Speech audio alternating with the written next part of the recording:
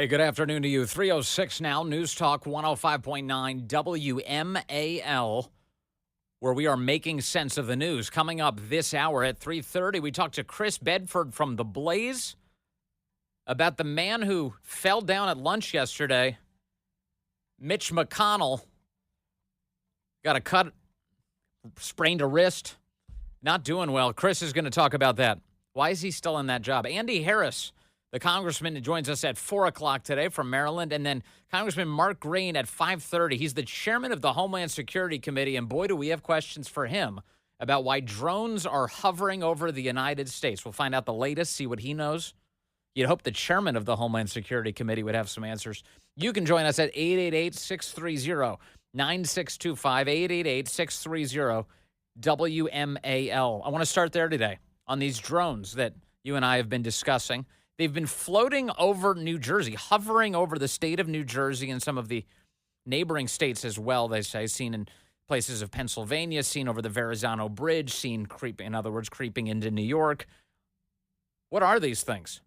What are these things? Why are they hovering over the United States of America? Why are there drones that no hobbyist flies? These are drones that the size of small vehicles, in some cases small school buses. That sounds like a big vehicle to me.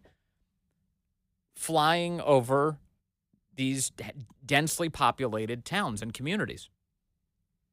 And we got a lot of drama on this question today because a sitting congressman by the name of Jeff Van Drew, you may remember that he was at one point a Democrat, now a Republican of New Jersey. Jeff Van Drew went on the Fox News channel today, and also you may have just heard him within the last hour or so on Dan Bongino's radio program, where he told the same story.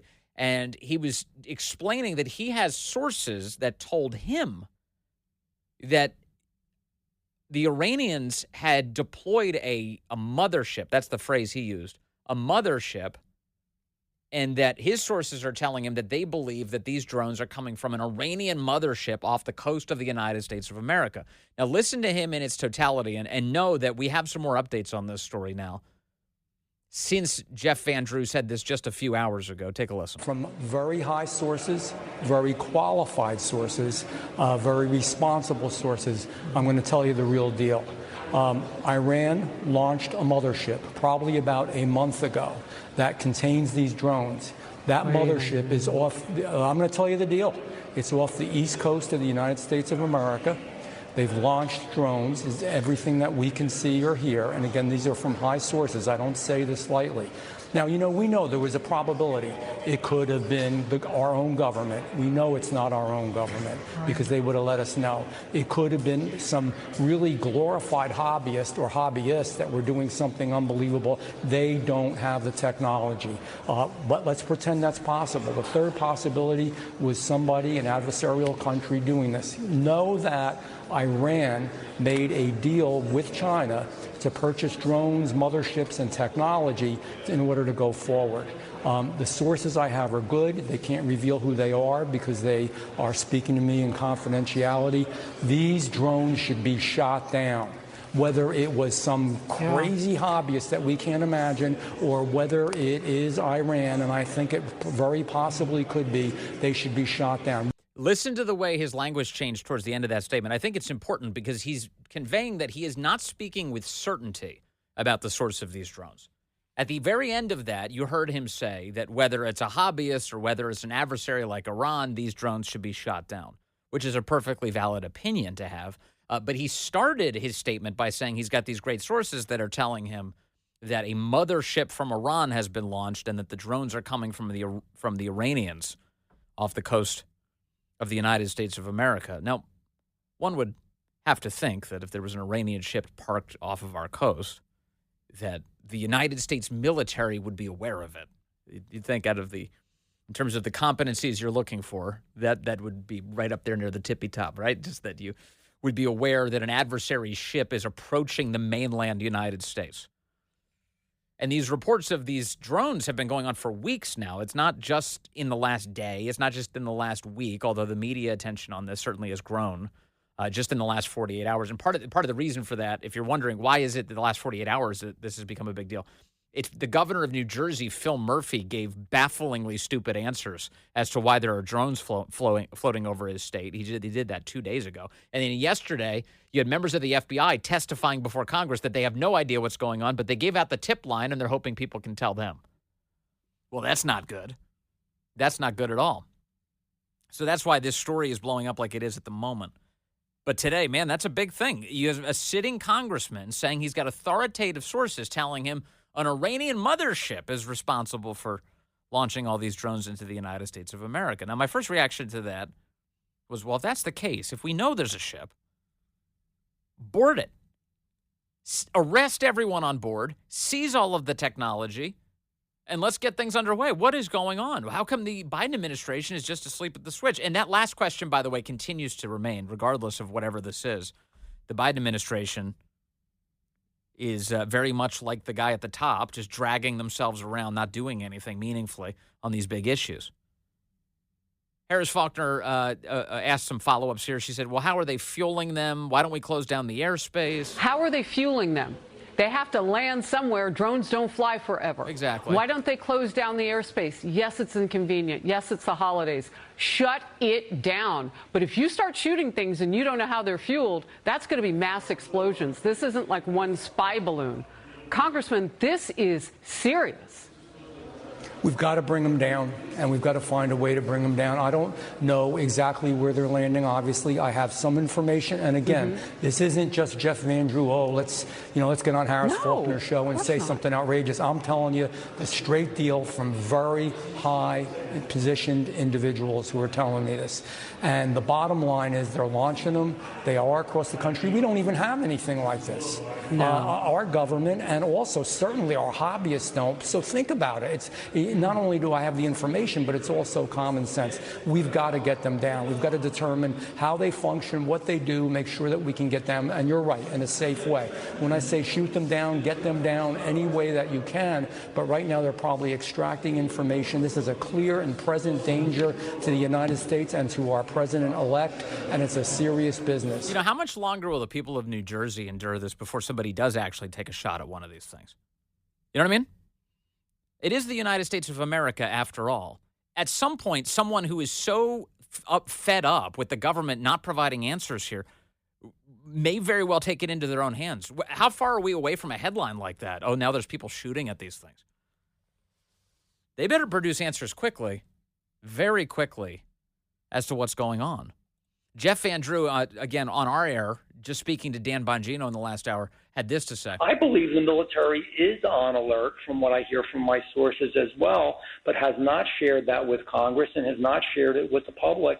And I do believe probably our current president of the United States has no idea whatsoever on what's going on. I mean, I think the balloon could have smacked him in the head that was flying around last year, and he wouldn't have known. Yeah. In fact, yesterday, the White House press briefing, Karine Jean-Pierre was asked about whether the president was briefed, and she said, "Oh yeah, he's definitely aware." There have been repeated drone sightings in the Northeast, especially in New Jersey. These are not small drones; some of them pretty large. They're flying at low altitudes. They're flying in flocks. Has the president been briefed on this situation? So we are certainly aware. The president is aware. So President's we're aware. Closely tracking the activity and coordinating. And then she said a whole bunch of nothing. So that's an average day at the White House press briefing. One more for you on what members of Congress are saying. Well, actually, in this case, it's a Republican state senator from New Jersey. His name's Douglas Steinhardt. And he says, here's the best information they have. The best information that we have available to us to this point suggests that these drones are coming from offshore, that when we try to make contact with them, they become evasive and elusive. From my perspective, if they are American assets, if they're American military, if they're American drones, and I think we owe the American people answers or explanations. But yes. if they're not American-made, if they're not American drones, then I think we owe the American people action. And just to remind you, if there's a legitimate commercial enterprise that's flying drones in the United States of America, by now they would have told you. But there's too much coverage of this now. There's too much attention on it. If you're watching and you're seeing your own technology on television and you're like, oh, we should probably let people know this is harmless tech, this is just us, we would have had that already. So this is, well, to put it vaguely, something else. This is something else. Now let's take you to what the Biden administration is now saying. So I had Jeff Van Drew. He goes on Fox. He goes on Bongino's program, and he says, "Well, I'm hearing from my sources, very good sources, that these drones are the work of the Iranians." The Pentagon's deputy press secretary, Sabrina Singh, was just asked about a bunch of this. Take a listen to what she had to say. It includes a flat denial that there's even an Iranian ship off the coast of the United States. Take a listen to some of this. Sabrina, can you tell me what the Pentagon is doing to address this issue of drone sightings over New Jersey? It's near sensitive installations. The FBI is involved. What is the Pentagon doing? Sure. So at this time, aware of those drone sightings that have been reported, at this time we have no evidence that these activities are coming from a foreign entity or the work of an adversary. We're going to continue to monitor what is happening, but I love the ho-hum responses. At no point were our installations threatened when this activity was occurring. Okay, well then that kind of answer, what does that kind of answer tell you? That tells you that this is a government operation, but that they don't want to reveal any more details about it. That's what that answer suggests. Well, we don't believe it's a foreign adversary and there's no threat to these installations. Well, how can you say that with any degree of certainty if you don't know who's operating them? So at this time, aware of those drone sightings that have been reported, at this time we have no evidence that these activities are coming from a foreign entity or the work of an adversary. We're going to continue to monitor what is happening, but at no point were our installations threatened when this activity was occurring. Can you rule out that these are American drones or U.S. military drones? These are not U.S. military drones. Okay. Again, this is so not the Pentagon. It's being investigated by local law enforcement. What our initial assessment here is that these are not drones or activities coming from a foreign entity or adversary. In other words, they know more than they're willing to tell you. That's the takeaway there. She was also asked about what Jeff Van Drew said on both television and on Dan Bongino's program, and now she's flatly denying it. This is not an evasive answer. It's a declarative one. Representative Jeff Van Drew, who is a Republican from New Jersey, was just on the air saying that Iran launched a mothership probably about a month ago that contains these drones, and that mothership is off the coast of the east coast of the United States. Is there any truth to that? There is not any truth to that. There is no Iranian ship off the coast of the United States, and there's no so-called mothership launching drones towards the United States. All right, so that's a clearer statement than Karine Jean-Pierre has ever given in her entire life. There's no Iranian ship. They are not launching drones. That's the statement. Now, what to make of it? What to make of it? Who's telling the truth is the stupid game we have to end up playing here. Who's trying to influence Jeff Van Drew? I want to know that. What person spoke to him? Obviously, he's protecting his sources. He's keeping that a secret. Was this a top intelligence community official who spoke to him? Was there some effort to try and exacerbate tensions with Iran by virtue of using a claim like this and giving it to Jeff Van Drew? And by the way, presumably, if you're in the intel community, you would know that this would be kind of an easily disprovable claim for the United States government. It's just, the whole thing is chaotic. It's too chaotic and so deeply frustrating that we can go now nearly a month without any reasonable answer on this. Nothing. They're giving out the FBI tip line. Hey, let us know. And I've been asking, how come there haven't been any New Jersey residents who own their own drones? People own drones. They own these little household drones. They've got, you can put a little camera on it. You can fly it up in the air. How come nobody's doing that just to get a clear image of what's going on in the air? And there was a guy who actually did this. Corey, do you have this audio for me, or do I have it separately? The guy who flew that drone up in the air? Okay, good. I've got it. So there's a guy. Listen to this. There's a fella who spoke with a local Fox affiliate in New Jersey, and he said he attempted to fly his own drone up in the air to get a close look at the things that have been flying over his home. Take a listen. Right here over at Picatinny, there was a drone just hanging out. I put my drone up in the air and went towards it. I had full battery life. Not 3 minutes into the flight, I lost control of the drone. Warning on my screen, lost control, and my drone started going down, dead battery. So he flies his drone up. It starts getting jammed up. There's some sort of signal interference as he gets closer to the invader drones, the ones that are the size of small vehicles. And he said his full battery life plummeted off the face of the earth. It just disappeared. It instantly drew down all of his power, and his drone was interfered with, and he was getting a message back. It's wild what's happening, and it's deeply frustrating that we're in a position where we have so few answers this is one of the most densely populated areas in the entire United States of America. All right, hold on. More. All right, Tom is calling in from Fredericksburg, line 6. Hello, Tom. You're on the Vince Coglianese Show. Yeah, I just got to ask a couple of questions. Like, in the United States, does it have satellites that look down with for imaging, or radars that look down for radar imaging, or how about infrared imaging radar? I mean, they're all up there. Yes. And that's one question. The other question is, what nefarious nation would fly a drone into the United States and it's all lit up? Yep. How logical is that? Right. So, and then concerning the balloons that come from China, yeah, you know that Japan did that in World War II, and they came over here and they dropped incendiaries along the East Coast, but it was hush-hushed because they didn't want to alarm the public. So I'm sure that China learned from Japan what to do and how to do it, and did it with higher technologies. So just something to think about. A lot to think about. Yeah, and deeply frustrating. You're right. They have these lights on. It's almost a way of saying, hey, look what we can do. Nobody taking credit for it. Yeah, another aircraft will say, oh, there's lights on over there, so I won't bump into that. That's the other thing. Yeah.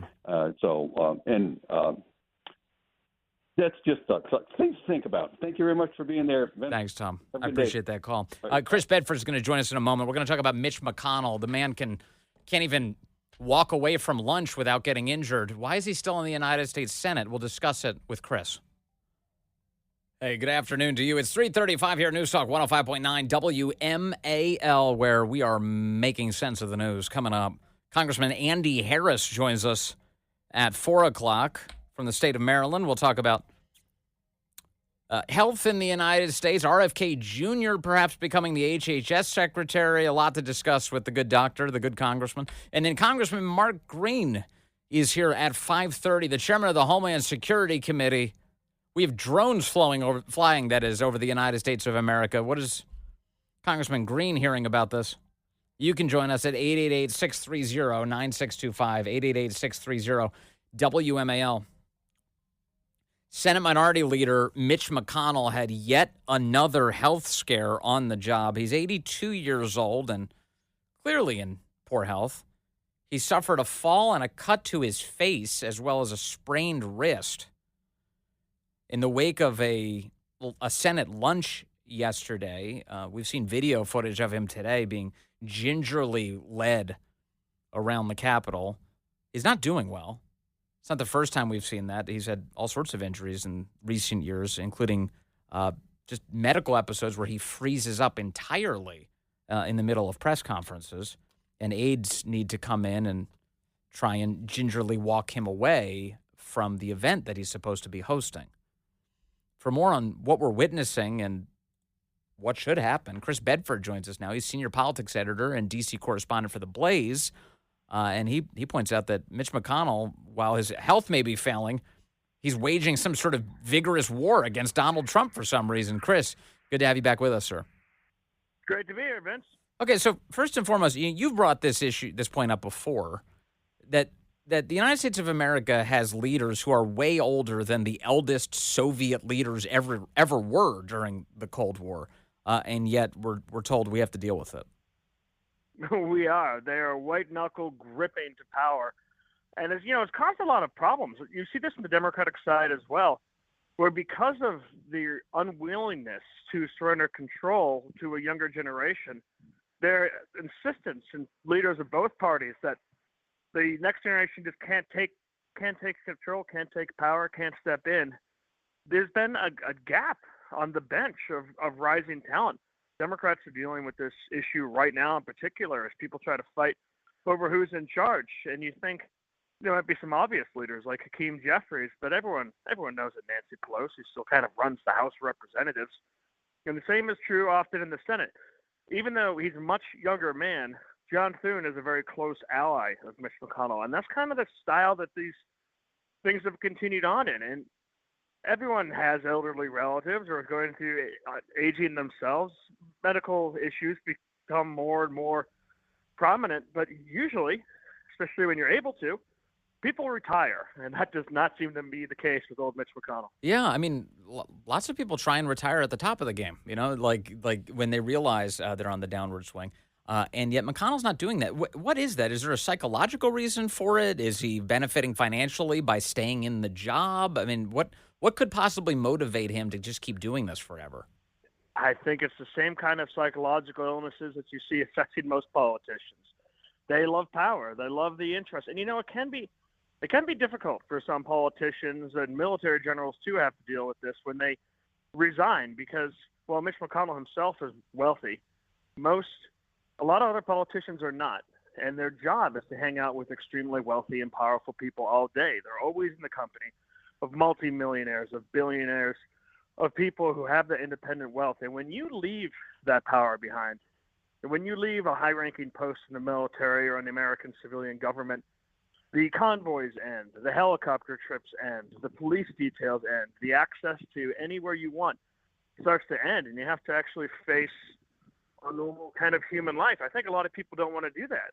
But Mitch McConnell in particular is really worried about the Republican agenda that the American voters have selected.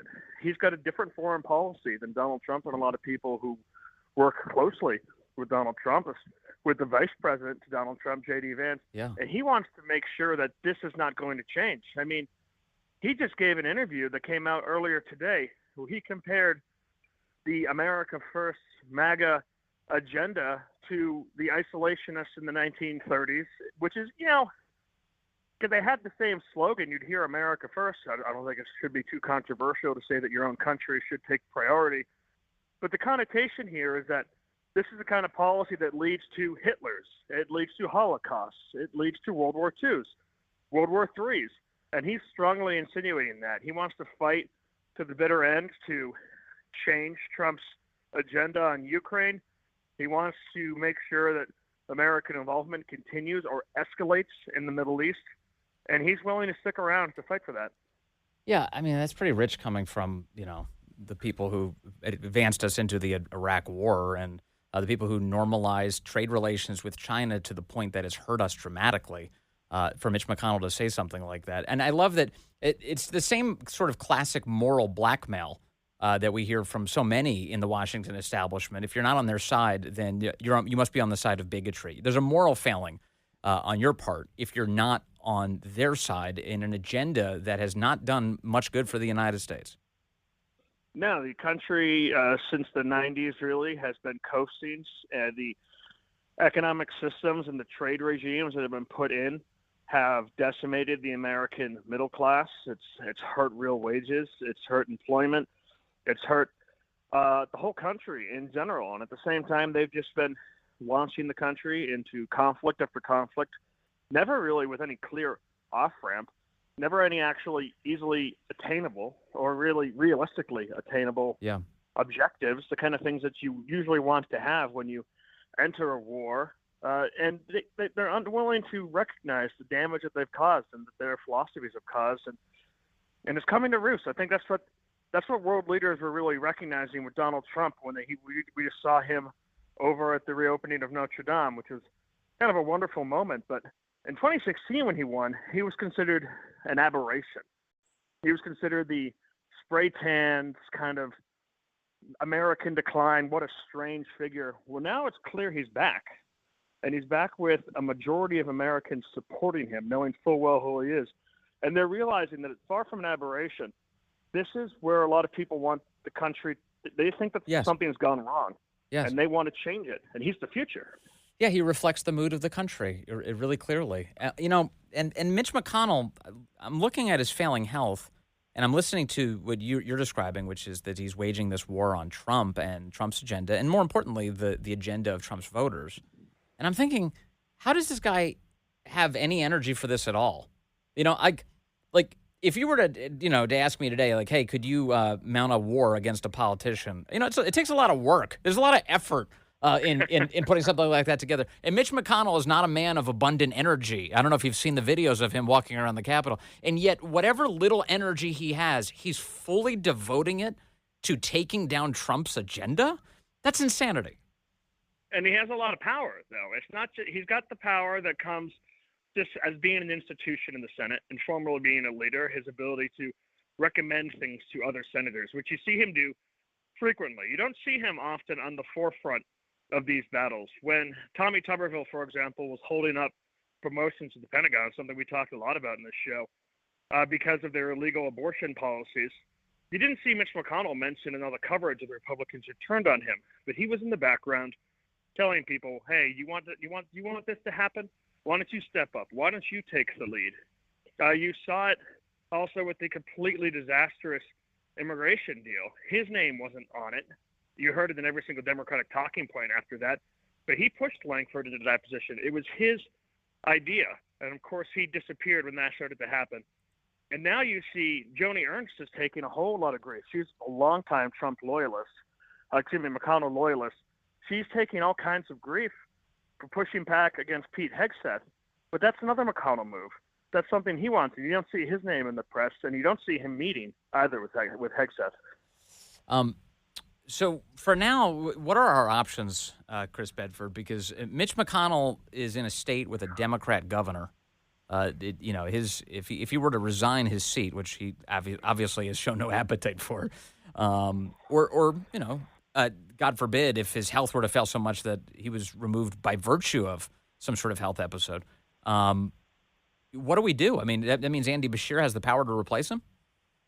That's my understanding of what would happen, and that's another reason why I don't think he's going to go anywhere. We've seen senators, we just recently saw with Dianne Feinstein, hang on much longer than their mental acuity hangs on, or their physical body seems to be willing to hang on. And I suspect that's what we're going to see with Mitch McConnell. Well, there are rumors swirling right now. I mean, reporters are calling different Senate offices asking about retirement rumors. And there are stories and pictures coming out that show an even worse situation than what we're talking about right now, kind of a Joe Biden-esque ambling around the halls, a lot of people having to help him out. That we've learned in modern American politics does not actually mean resignation is around the corner. Yeah, so we're waiting to see what happens with him. Meanwhile, John Thune is obviously, as you pointed out earlier in this conversation, very close to Mitch McConnell. He's been, as much of a McConnell loyalist perhaps as anybody might be.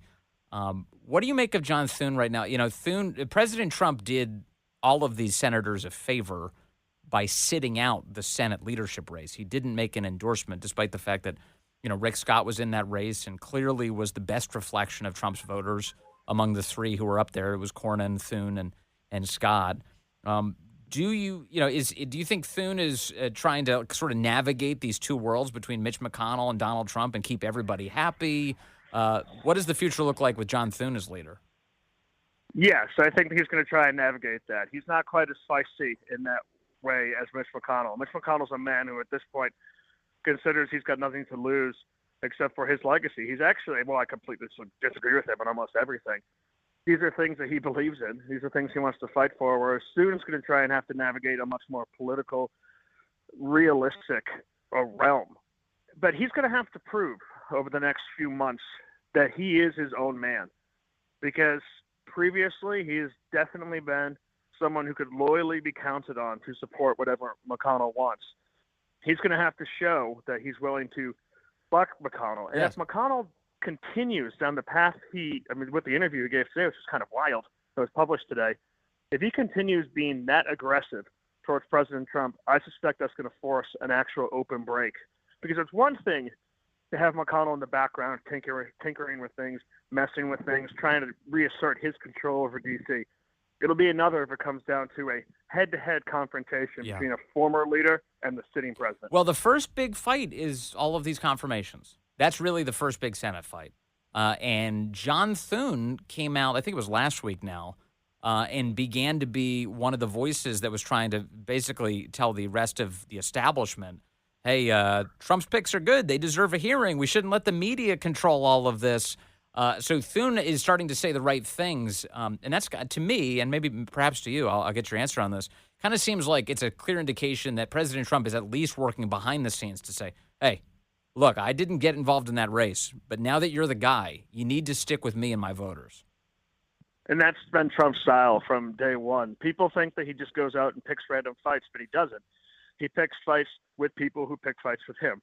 He's reactionary in that level. He is always going to punch back against someone in his own party, someone who may even be considered untouchable, like previously the Bush family was, or the late Senator McCain was. He's going to go toe-to-toe with those sorts of people. He doesn't care about those sort of trappings or what's appropriate or what's not. So Thune's going to have to recognize that. And it seems like Republican senators are starting to get that memo as well. They were able to push back against Gates. I think his issues were myriad, much more than just simple ideology. But when they tried to do the same thing with Hegseth, you saw a shift. And now you see different things like Tulsi Gabbard sitting down with Marco Rubio's endorsement. Well, Marco Rubio, while he's shifted his political ideas over the last decade or so, he's probably less hawkish than he used to be. He doesn't have the same foreign policy as Tulsi Gabbard. So that's an interesting show that people are willing to say, you're the president, you get the picks that you want. By the way, just an update for you. I just got a note from Ted. I appreciate this. It says just an update on, Kentucky's legislature did pass some veto-proof legislation, even with Andy Beshear in charge, that this past year that made a change to how vacancies in the U.S. Senate are filled. This is over the objections of Andy Beshear. The Republican-sponsored bill would require a special election to choose a senator in the case of an open seat in the unexpired term, passed with bipartisan support as the legislature nears the end of its session. It passed both chambers with veto-proof majorities. It's a significant change from how the process currently works, Politico wrote earlier this year. A majority of states pick successors in vacant Senate seats by gubernatorial appointment, but there are some notable restrictions in the Commonwealth.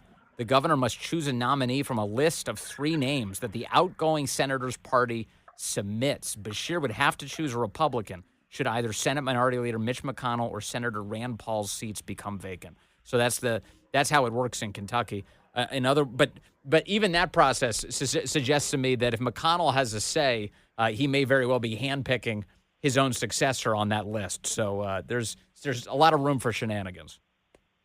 Absolutely, and he will have a say. He's still holds a lot of respect. He may be literally the most unpopular senator, according to the broader public in the country.